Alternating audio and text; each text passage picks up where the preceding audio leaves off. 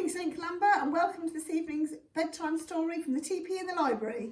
Tonight I'm going to read The Great Nursery Rhyme Disaster by David Conway with the best loved nursery rhymes. Let's see what the characters are going to get up to tonight.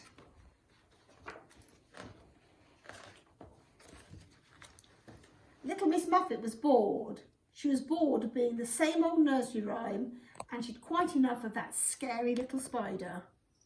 What I need, she told herself, is a change. So off she went into the pages of the book to find another nursery rhyme to be in. Along the way, she met the grand old Duke of York. "Maybe I'll be in your rhyme," she asked little Miss Muffet politely. "Of course," said the Duke. "Get in line." Oh, the grand old Duke of York, he had 10,000 men. He marched them up to the top of the hill and he marched them down again. "Oh no," complained little Miss Muffet. "There's far too much marching for my liking." And with that, she toddled off into the pages of the book to find an even better nursery rhyme to be in. Soon after, she saw Jack and Jill going up a hill. They were happy to let little Miss Muffet try out their rhyme. Jack and Jill went up the hill to fetch a pail of water. Little Miss Muffet fell down and broke her crown, and Jack and Jill came tumbling after.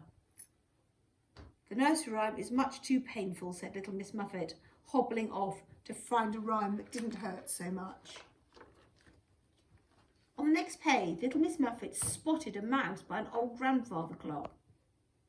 "I be in your rhyme?" she asked. "Marvellous," said the mouse. "I'm tired of scurrying up and down that clock." Hickory dickory dock, Miss Muffet climbed up the clock. The clock struck one, Miss Muffet slid down, hickory dickory dock. "I look ridiculous," said little Miss Muffet. All her cheeks turned almost purple with embarrassment.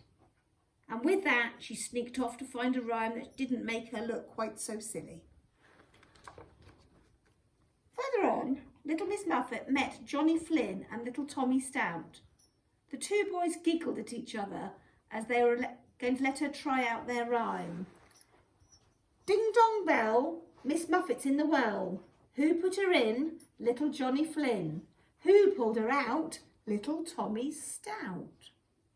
A very wet Miss Muffet screamed and ran off to the next page of the book as fast as she could to find a rhyme that had no naughty boys in it. It wasn't long before little Miss Muffet ran into a dish and a spoon. "May I be in your rhyme?" she asked. "Yes, you can. You can play the part of the dish," said the cow. Hey diddle diddle, the cat and the fiddle, the cow jumped over the moon. The little dog laughed to see such fun. Little Miss Muffet ran away with the spoon. "Splendid," said the cow.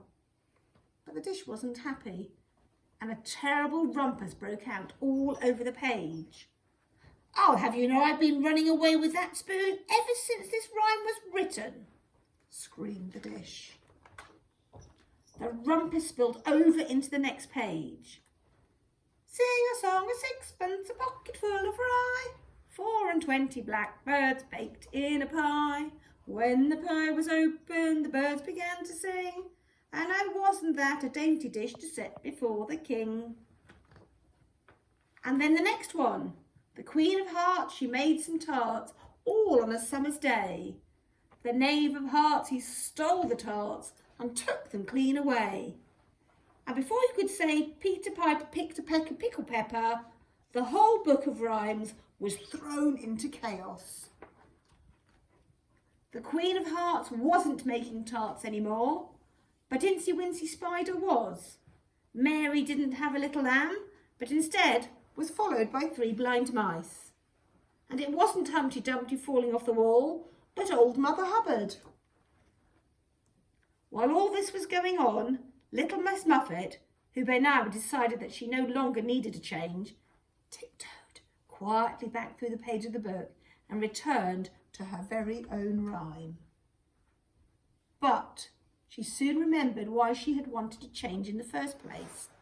Little Miss Muffet sat on a tuffet eating her curds and whey, when along came a spider who sat down beside her and frightened Miss Muffet away. Ah! Sleep well, children. See you soon.